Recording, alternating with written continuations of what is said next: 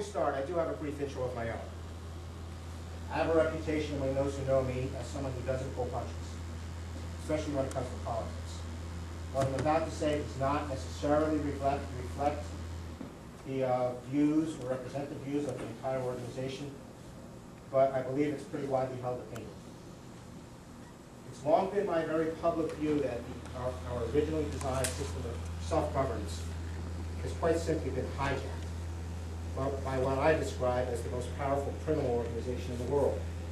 The U.S. Congress oversees the largest Ponzi scheme in world history, also known as Social Security.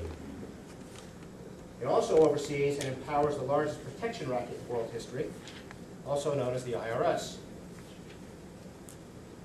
It's my belief, and one shared by many ordinary Americans, at least those among us who are net taxpayers, that none, and I do mean none, of the challenges facing us can possibly be fixed as long as people can make a lifelong career of working there. I intentionally do not use the word serve because it's painfully obvious to anyone paying attention that far too many members have been there so long that they serve only themselves at this point.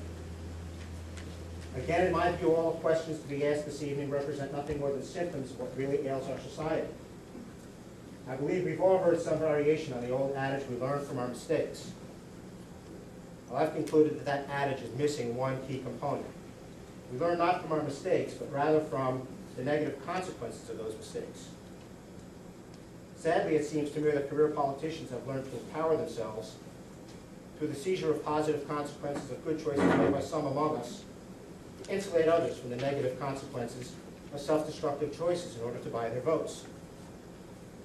I don't see how a society following that path can escape self-destruction, because those insulated from negative consequences never learn to make good choices, thereby becoming ever more dependent on the rest of us.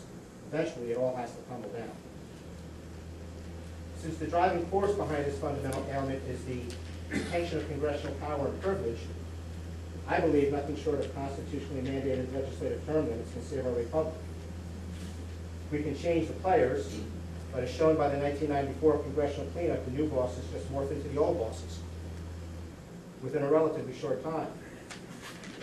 I therefore drafted the following written pledge. Give each of you a copy of it.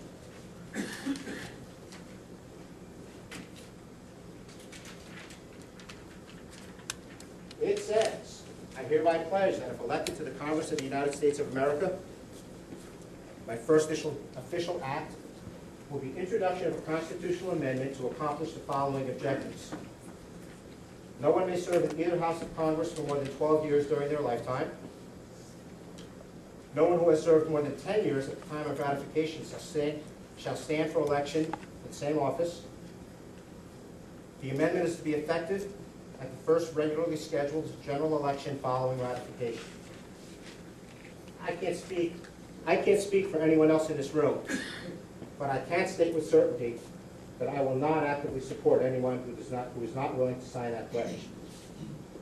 I may vote for you as the lesser among evils, but I will not write editorial letters. I will not contribute time or money. I will not place a sticker on my car or a sign in my yard. I don't expect you to sign it tonight, although I can't imagine why you wouldn't. But I would hope you'll sign and return it promptly, and then make it the centerpiece of your campaign, because I believe it to be a winning issue.